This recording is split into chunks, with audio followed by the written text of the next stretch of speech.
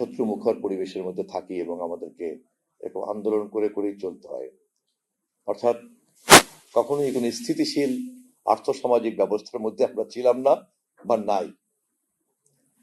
এবং এই ধরনের সমস্যা অনেকের মনোজগতে এমনভাবে তৈরি হয়েছে যে আমরা এগুলো যখন চর্চা করি তখন মনে হয় যেন যে আমি ভবিষ্যতে এরকম একটা পরিস্থিতি প্রত্যাশা করি। এরকম একটা পরিস্থিতির মধ্যে কিন্তু দেখবেন যে পড়ে যায় অনেক সময় আমার।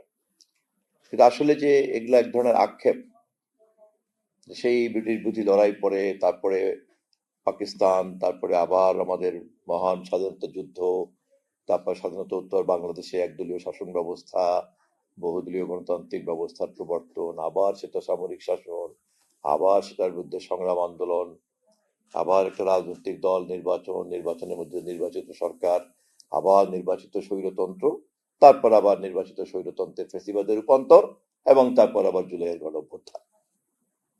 খুব সংক্ষেপে তাকালে কিন্তু এটাই আমাদের ক্রোনোলজি। AKS অর্জন করলো গিনেস ওয়ার্ল্ড রেকর্ডস। AKS, এবং এটা খুবই দুর্ভাগ্যজনক যে যারাই এই পর্বটাতে জন্ম নিয়েছেন এবং মৃত্যুবরণ করছেন অথবা করবেন, তাদেরকে কেবল কিন্তু এগুলোর মধ্যেই থাকতে হয়েছে।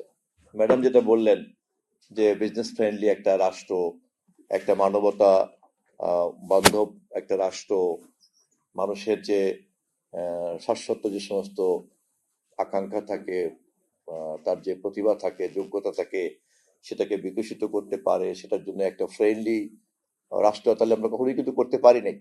সমাজকে তো এগিয়ে যেতে হবে, এবং সমাজকে এগিয়ে যেতে চাইলে আমাদেরকে এই প্রত্যেকটি ঘটনা এবং দুর্ঘটনাকে একটা মানবতা ধর্মী, একটা সামাজিক মর্যাদা সম্পন্ন এবং গণতান্ত্রিক সংস্কৃতি মূল্যবোধ সম্পন্ন আমাদেরকে একটা ব্যবস্থার মধ্যে নিশ্চিত করতেই হবে। তো আমরা আশা করতে চাই যে জুলাই অভ্যুত্থানের শহীদদের রক্তের বিনিময়ে আমাদের সেই আকাঙ্ক্ষা একটা চূড়ান্ত ধাপে প্রবেশ করুক, যাতে আর কখনোই আমাদের দেশের আর্থসামাজিক ব্যবস্থাকে এই বাধ্যবাধকতার মধ্যে আবার না পড়তে হয়। সংসদকে 13 বারের মতো নির্বাচন হয়েছে বাংলাদেশে, সবচেয়ে কম বিতর্ক ও সম্পন্ন নির্বাচন আমাদের সর্বশেষ নির্বাচন। কিন্তু এখনো কিন্তু খুব